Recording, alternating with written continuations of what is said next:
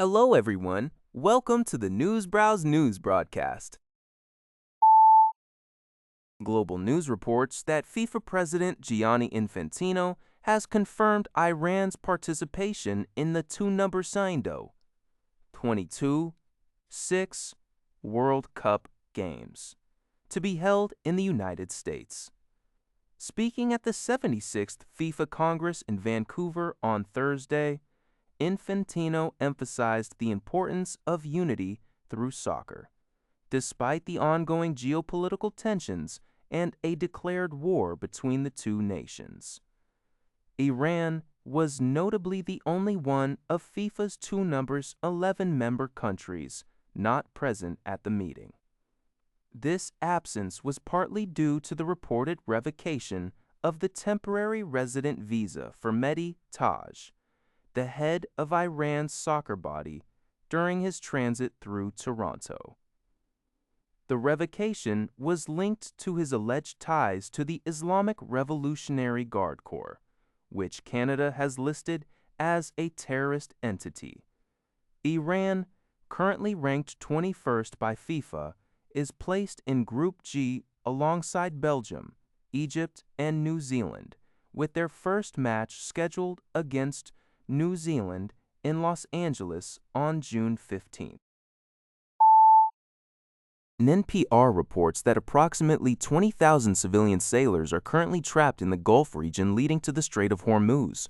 This critical maritime choke point remains under a persistent blockade, leaving thousands of seafarers in limbo aboard their vessels. The ongoing situation has prompted serious concern from international bodies, with the United Nations explicitly urging for the immediate development and implementation of a comprehensive plan to facilitate the safe release and repatriation of these stranded individuals. The exact nature of the blockade and the parties involved are not detailed in the short article, but the focus is clearly on the humanitarian crisis faced by the seafarers. UPI reports that Lebanon is systematically documenting alleged Israeli violations of international humanitarian law, including direct attacks on civilians, the killing of entire families, the leveling of residential buildings and large-scale demolitions in its southern border area, aiming to hold Israel accountable. These efforts intensified after the Jabals 27-2024 ceasefire, which Israel allegedly breached by continuing attacks. Lebanese civilians, like Wael Saba, who lost his mother and brother, are joining these initiatives, seeking justice for what they call unjustified assassinations. The Office of the High Commissioner for Human Rights, OHCHR, confirms monitoring alleged violations by all parties, noting patterns of attacks on medical personnel, journalists, and civilian property, which may constitute serious breaches of international law. However, Lebanon faces legal and practical challenges, as its domestic law doesn't explicitly criminalize war crimes, crimes against humanity, or genocide. Experts suggest Lebanon needs to adopt such legislation or accede to the International Criminal Court and establish independent domestic investigations to support these justice efforts. Al Jazeera reports that the first direct commercial flight between the United States and Venezuela has landed in Caracas, marking the end of a 7-year suspension. The service, operated by American Airlines regional subsidiary Envoy Air, departed Miami and arrived in the Venezuelan capital approximately 3 hours later. This resumption of flights comes months after a significant shift in US-Venezuela relations, following Washington's January operation, which led to the abduction of former President Nicolas Maduro.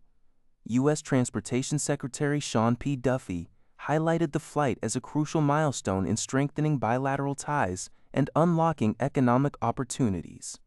However, high ticket prices and strict U.S. visa requirements are noted as ongoing challenges for potential travelers.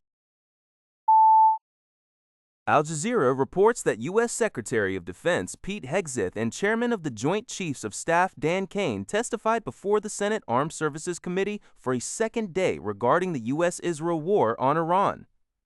Hegseth asserted that U.S. munitions stockpiles remain in good shape despite reports of depletion in the war's $25 billion cost.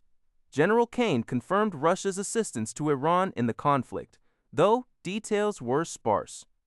Hegseth offered a novel interpretation of the 1973 War Powers Act, claiming the 60-day deadline for congressional approval pauses during a ceasefire, a view questioned by Senator Tim Kaine.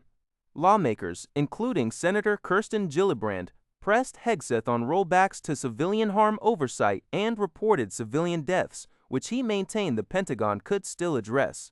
Senator Jack Reed criticized Hegseth for potentially telling President Trump what he wants to hear, while Hegseth himself lashed out at congressional naysayers and defeatist words. That's all for this video. Thank you for watching. See you in the next video.